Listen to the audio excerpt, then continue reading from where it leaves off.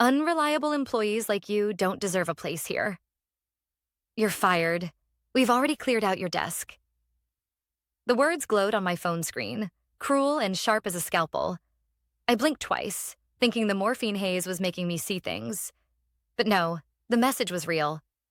My boss, Edward Collins, had just ended my career with a single text while I was lying in a hospital bed, stitches still fresh from surgery. My name is Melissa Carter. I'm 36 years old, and until that moment, I was senior client director at Hollstrom Analytics, a Chicago-based financial consulting firm. I had spent the last 7 years building that division. Late nights, cross-country flights, and missed holidays, all to secure multi-million-dollar clients who kept our company relevant in a crowded market. And now, in the dimly lit ward of St. Mary's Hospital, I was discarded like a broken tool. For a moment, I couldn't breathe. Not from the surgery or the pain in my abdomen, but from the sheer humiliation. My chest tightened, and I felt tears press against my eyes. How could he do this now when I was most vulnerable? My family was in the waiting room, worried sick. My body was fragile. And Edward had chosen this exact moment to cut me off. I was about to turn the screen face down when I heard a low chuckle from the bed beside me. The man there had been wheeled in less than an hour earlier, pale but calm, his left arm hooked to an IV. He tilted his head toward me. Bad news? His voice was gravelly, but there was a trace of humor beneath it. I turned slightly, squinting at him through the dull hospital light. He was older, maybe in his mid-50s, with silver at his temples, and a face that looked both tired and sharp at the same time. I had noticed his admission papers earlier when the nurse left them briefly at the foot of his bed. Daniel Whitmore. The name had triggered something in my memory, but the drugs had dulled my recall.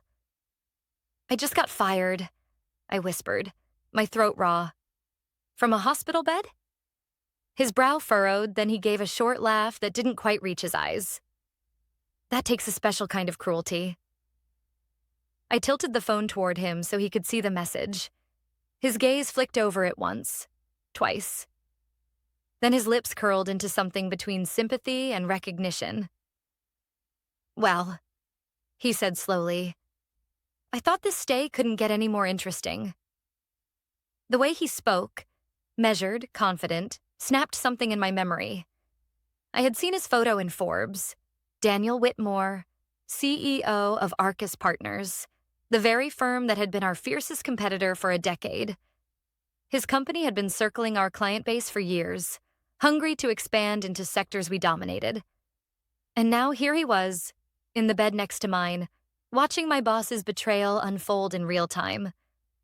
I lay back, heart racing, not from pain, but from sudden clarity.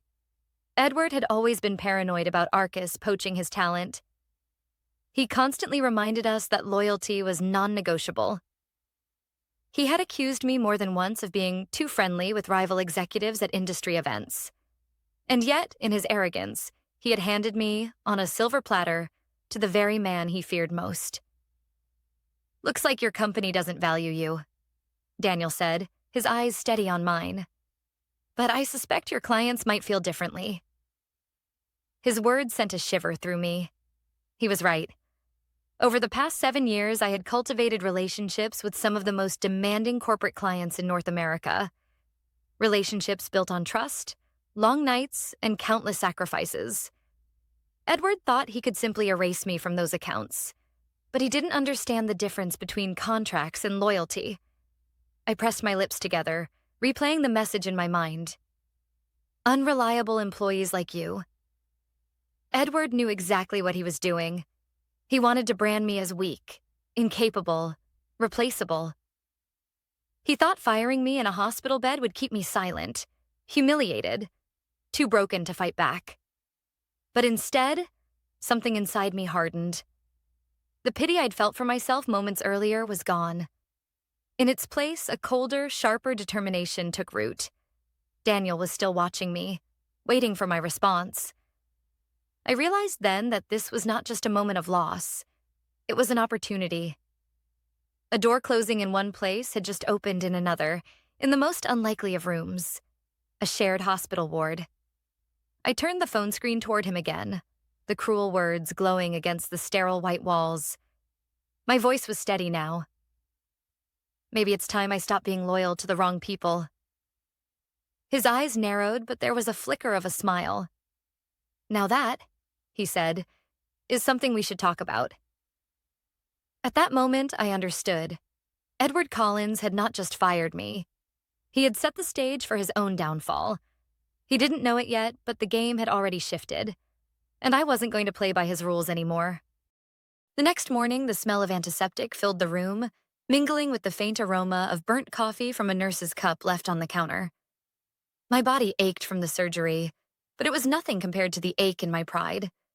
I lay there staring at the ceiling tiles, replaying Edward's text in my mind like a broken record.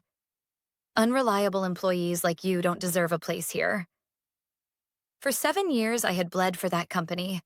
I had canceled vacations, missed weddings, even skipped my niece's first birthday to finalize a contract in Toronto.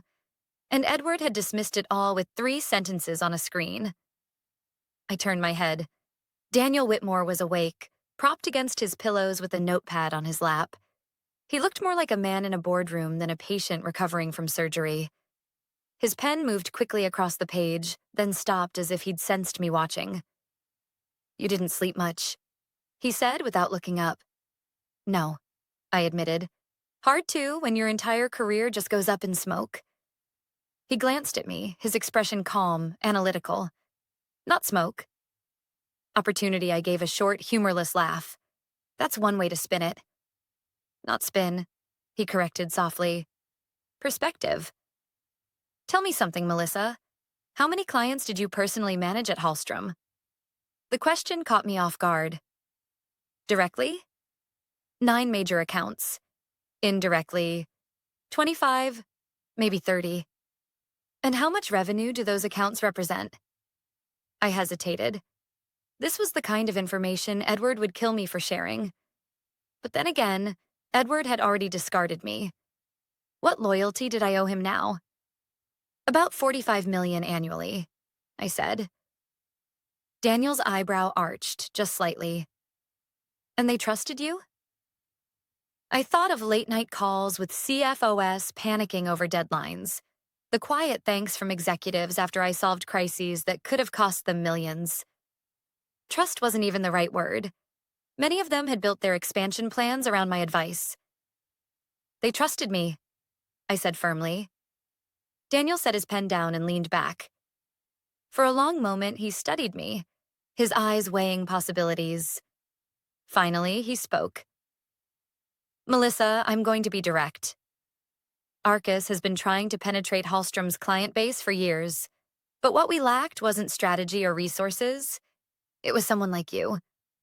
Someone who understands both the numbers and the people behind them. If you were to walk through our doors tomorrow, I can promise you 2 things. Freedom from Edward's shadow and the authority to build something of your own." My breath caught. It sounded too perfect, too sudden. "Are you offering me a job? Here? In a hospital bed?" He smiled faintly. "Opportunities don't wait for perfect circumstances. You know that better than anyone." My mind spun. It felt reckless, almost surreal. But deep down, I knew he was right. I had never been a cog in Edward's machine. I had been the engine, and Edward had cut me loose without realizing I could power something else entirely. Still, fear gnawed at me. Edward will come after me. He'll claim non-compete. He'll threaten lawsuits. Daniel nodded. He'll bluster, of course. Men like him always do, but tell me, where is Arcus headquartered? New York. And Hollstrom? Chicago. He spread his hands. Different jurisdictions, and more importantly, courts rarely enforce non-competes when someone is fired without cause. You're free, Melissa. Freer than you realize. For the first time since the text, I felt a flicker of hope.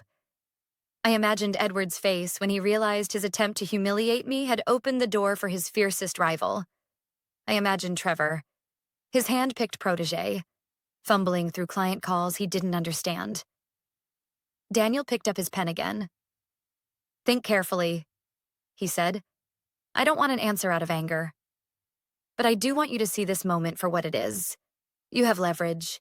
Your boss thought he was ending your career, but he may have just launched it. The nurse came in then, fussing with IV bags, breaking the intensity of the moment. But Daniel's words kept echoing in my mind long after she left. That afternoon, I called my husband, Mark. His voice was strained with worry. How are you holding up? I'll survive, I said. But, Mark, something unexpected happened. You're not going to believe who's in the bed next to me. When I told him, he was silent for a beat, then let out a low whistle. If that's not fate, I don't know what is. I smiled for the first time in days. Maybe it was fate. Or maybe it was just Edward's arrogance catching up with him. Either way, the ground beneath me was shifting. That night, as the ward lights dimmed and the hospital fell into uneasy silence, I drafted a list on the back of my discharge papers.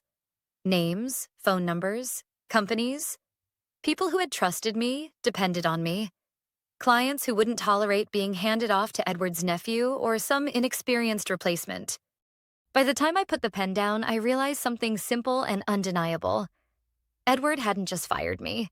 He had freed me, and soon he would regret it. The following Tuesday, I was discharged. The nurse helped me into my coat, the stiffness in my abdomen reminding me with each step that I wasn't ready for a fight, at least not physically. But my mind had never been sharper. Daniel had been discharged the day before. Before leaving, he'd leaned over and said quietly, I'll have my office call you. Rest for now, but don't waste time. Opportunities have an expiration date. That sentence replayed in my head as Mark wheeled me toward the sliding hospital doors. Outside, the February air was sharp, biting through my scarf, but it woke me up. I felt alive again. Not as someone discarded, but as someone about to begin something dangerous and new. At home, I found a small envelope taped to my apartment door. Inside was a note, handwritten in neat script. Melissa, I meant what I said. Call this number when you're ready. Underneath was a business card embossed with the Arcus Partners logo. I sat at the kitchen table, the card between my fingers. Part of me hesitated. Joining a competitor could burn bridges forever. Edward would brand me disloyal. Rumors would spread. But then I thought of his text, the cold finality of it, and I laughed bitterly. He had already burned the bridge. I owed him nothing. That night, after Mark had gone to bed, I dialed the number. A woman's calm voice answered, Arcus Partners. This is Lydia. I cleared my throat. This is Melissa Carter. Daniel Whitmore told me to call. There was a pause, then her tone shifted to something warmer. Of course, Ms. Carter, Mr. Whitmore is expecting you. Can you come in on Thursday? Thursday. Just 3 days after being discharged from the hospital. My body still felt weak, but my pride wouldn't allow me to delay. Yes, I said. I'll be there. Thursday morning, I walked into Arcus Partners' New York office. The lobby gleamed with polished marble and glass, everything about it radiating confidence. Lydia met me at the reception desk, her smile practiced but genuine. Mr. Whitmore is waiting. Daniel was seated in a conference room overlooking the Hudson River. He rose when I entered, extending his hand like we were meeting at a gala, not after shared pain in hospital gowns. Melissa, he said warmly, I'm glad you came. I sank into the chair across from him, my pulse racing. I don't want to waste your time, I said. So let's be clear. I'm not here to gossip about Hollstrom. I'm here because I know my clients. They trust me. And if Edward thinks he can shuffle them off to someone else, he's in for a rude awakening. Daniel studied me for a long moment, then nodded. Good. That's exactly what I wanted to hear. He slid a folder across the table. Inside were contract drafts, compensation figures, even equity options. It was more generous than anything Edward had ever offered. But what made my heart catch wasn't the salary. It was the title. Vice President, North American Client Strategy. My throat tightened. This is more than I expected. You've been underestimated for too long, Daniel said simply. I don't make that mistake twice. I signed that afternoon. My hand trembled as I wrote my name, not from fear, but from the sheer weight of what it meant.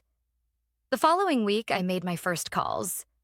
Carefully, quietly, I reached out to 3 clients I trusted most.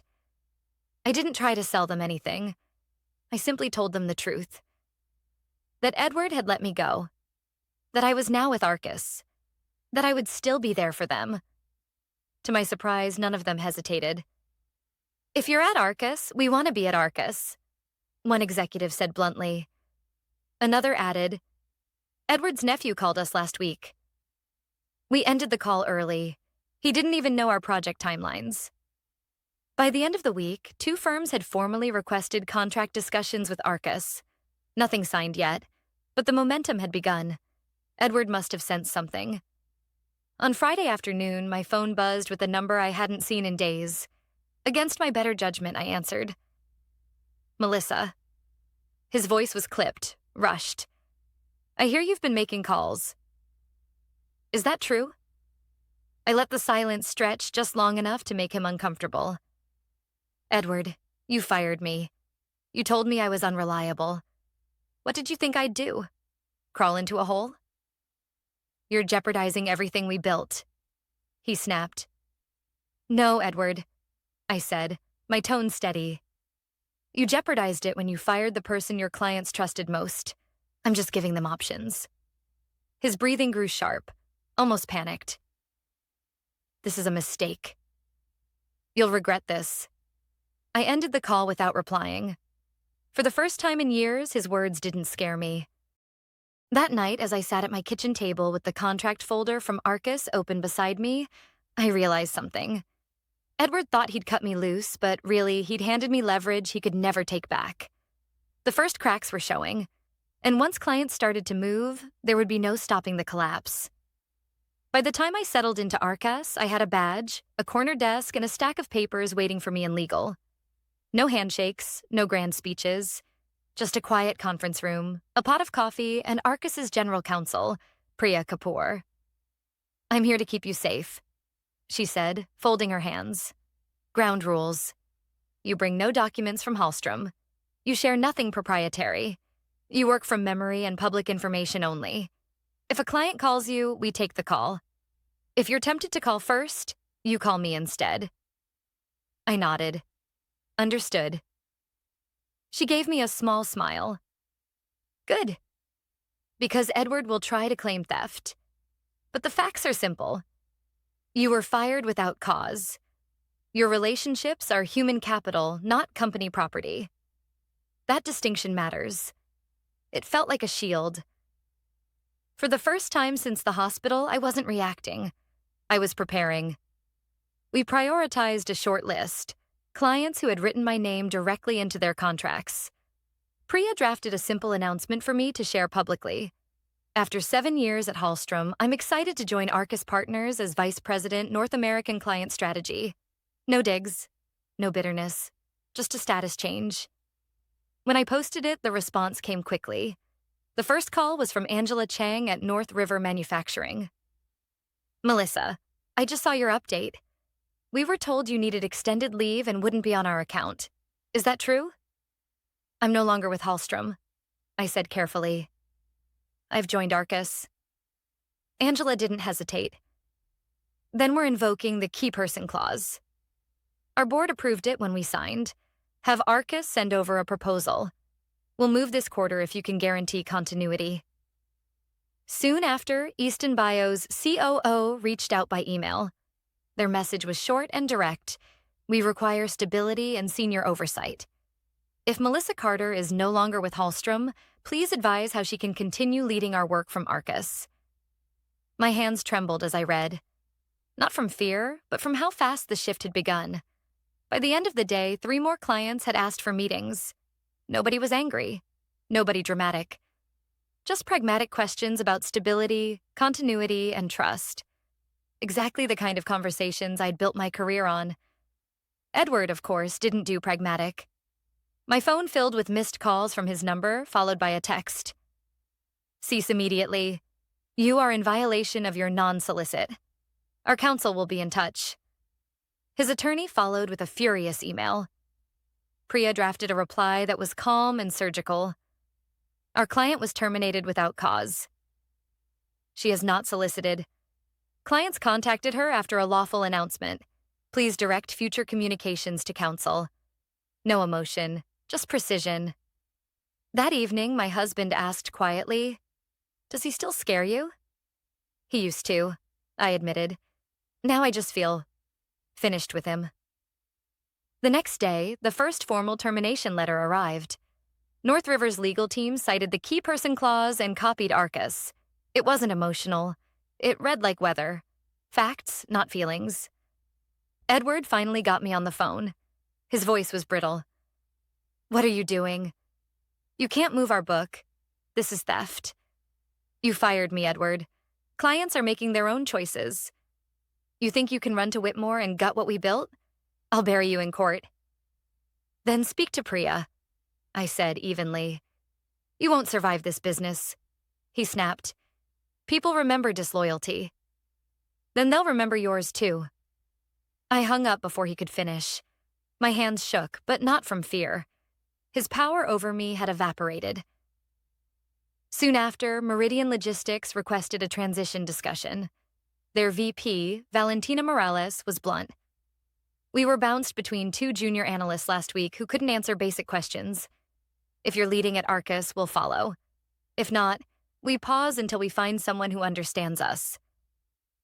That night, I got a call I didn't expect. From Dana Patel, Hollstrom's senior project manager. Her voice was low, urgent.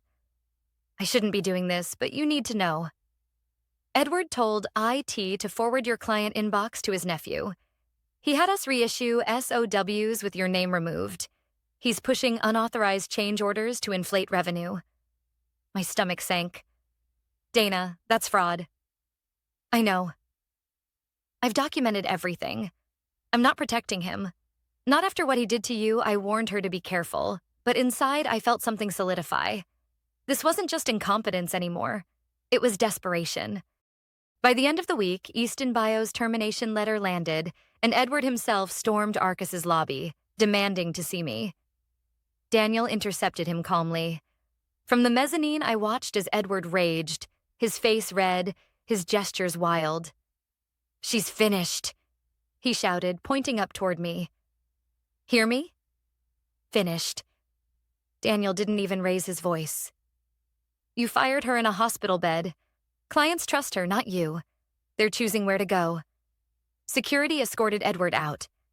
He twisted once to glare at me, his eyes glassy with something that looked almost like panic. Word spread quickly after that. Colleagues messaged me quietly, asking what had really happened. I stuck to the truth. I had been terminated without cause, and I was now with Arcus. Nothing more, nothing less. By the week's end, North River had signed with Arcus, Easton Bio's counsel approved our draft, and Meridian was preparing to transition. Edward's voicemails grew stranger, pleading one minute, threatening the next. I stopped listening to them. Then Dana called again. Emergency board meeting, audit flagged unauthorized change orders. They're asking how we lost 3 anchor accounts in days. I looked out over the city. The skyline was the same, but I knew everything beneath it had shifted. He's going to unravel, Dana whispered. Be ready.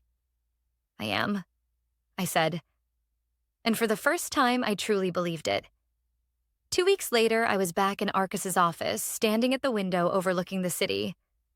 The skyline stretched endlessly, calm and indifferent, while my phone buzzed nonstop with updates from clients, lawyers, and colleagues. Hollstrom was crumbling. North River, Easton Bio, and Meridian had all finalized their exits. 2 more contracts were in the process of being transferred. Each conversation felt the same. Polite, pragmatic, but decisive. These weren't betrayals. They were corrections. Clients simply followed the trust they had built over years. Dana called again. Her voice carried the weight of exhaustion. Edward is barely holding it together. The board demanded an explanation about the missing revenue.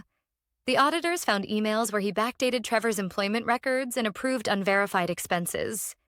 It's bad, Melissa. Really bad. I closed my eyes, letting her words sink in. This wasn't how I imagined things would end. A part of me thought Edward would claw his way back, or at least manage to land on his feet. But from what Dana described, he was cornered, and everyone knew it. The following Friday, word reached us officially. Edward Collins had been removed as CEO. The board cited loss of confidence in leadership and failure to protect client relationships. Trevor had resigned the same day, leaving behind a trail of panicked emails no one bothered to answer. That night, Mark poured us 2 glasses of wine in the kitchen. He raised his glass, but his expression was thoughtful rather than celebratory. "You don't look happy," he said. I swirled the wine slowly, watching the reflection in the glass. I'm not sure happiness is the word. Relief, maybe. "You beat him," Mark reminded me. "He fired you at your lowest moment. And now? Look where you are." I nodded, but I felt the truth gnawing at me. Destroying someone else never truly feels like victory. It felt like cleaning up a mess that should never have been made. The next morning, I received a call from an unknown number. Against my better judgment, I answered. "Melissa." Edward's voice was unrecognizable, hoarse, stripped of authority. "They've ruined me." "You've ruined me. I didn't speak. You could have walked away," he continued, his tone trembling between anger and despair. "But you had to humiliate me." After everything I gave you, I finally answered, my voice quiet but steady. "You didn't give me anything, Edward. I earned it, and you tried to take it away with a text message while I was lying in a hospital bed. That's not leadership. That's cowardice." For a moment, the line was silent except for his unsteady breathing. Then he muttered, almost to himself, "Maybe you're right," and hung up. I stared at the phone for a long time. That was the last time I ever heard his voice. In the months that followed, Arcus grew faster than any of us expected. With the influx of new clients, we opened offices in Chicago and Dallas. Daniel kept his promise. He gave me autonomy, respect, and space to lead without constant interference. For the first time in my career, I wasn't fighting to be heard. I was simply doing the work, and the results spoke louder than any boardroom politics ever could. One evening, after a particularly long day, I walked into our apartment and found Mark cooking dinner. The smell of garlic and herbs filled the kitchen. He looked up and smiled. "So, Vice President Carter, how does it feel to be building something new?" I set my bag down, slipping into the comfort of home. "It feels different. Like it's finally mine. Not borrowed, not conditional." He kissed my forehead. "That's because you stopped giving loyalty to people who didn't deserve it." His words stuck with me. Loyalty. It had been both my strength and my downfall. I gave it freely, even to people who saw it as weakness. But the truth was simple. Loyalty is powerful only when it's mutual. When it becomes one-sided, it turns into chains. 6 months later, I received a message from Dana. "Just thought you'd like to know. Edward's been blacklisted from 3 major firms. Nobody wants to touch him. Word spreads fast in this industry." I didn't reply right away. Instead, I looked around my new office at Arcus.